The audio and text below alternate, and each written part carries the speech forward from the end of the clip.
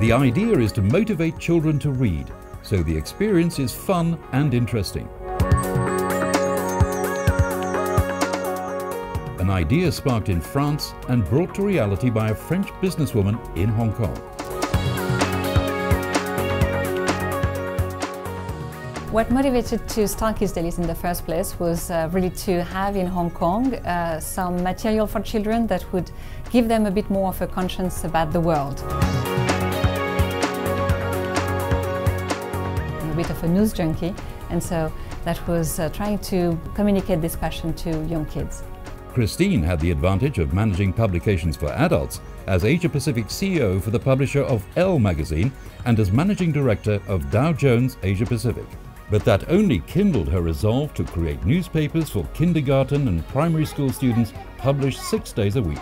The concept is really 6 days a week because to become a fluent reader, you need to read every day a little bit. Under the banner Learning to Read, Reading to Learn, the self-financed subscription-led Kids Dailies started in print in English and Chinese for Hong Kong-based kids, and then went digital, and the children are following their daily fare closely.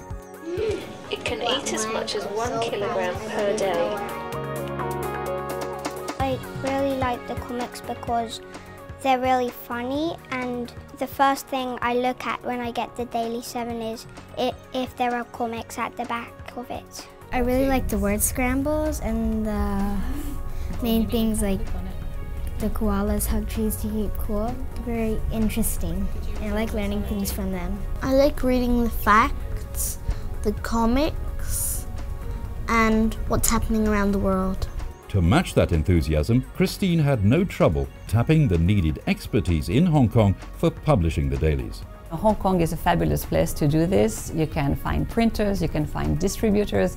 It's easy. The mechanics of it is fairly easy. The content itself is guided by a professional team of editors and teachers and psychologists in order to make sure that everything we publish is age appropriate.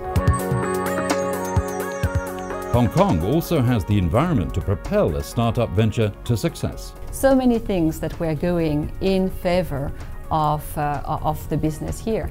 Also, having worked in regional roles for HKTDC and then Dow Jones, there is no better center than Hong Kong, in my view, to really overview a regional business. Where it comes to protecting a brand's intellectual property, Hong Kong comes into its own in the region. In terms of IP and, again, rule of law, protection of assets, Hong Kong is really a fabulous place. There is also an increasingly larger pool of startups.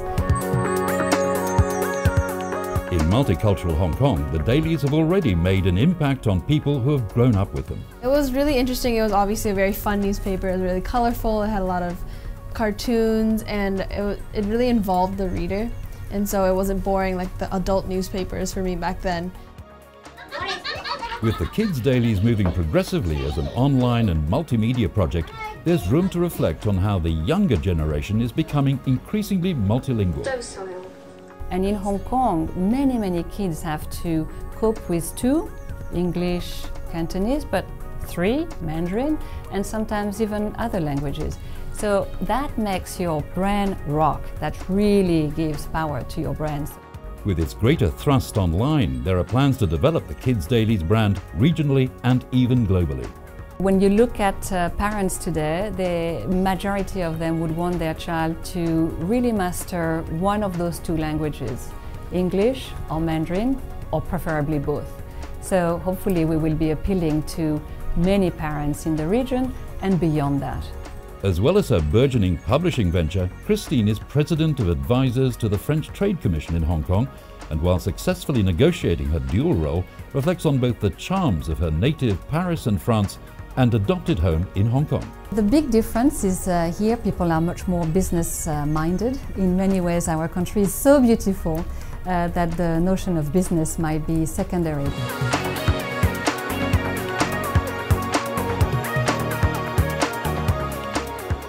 Hong Kong is a beautiful city, but at the same time a vibrant city, a go-getters type of environment, and so I love that.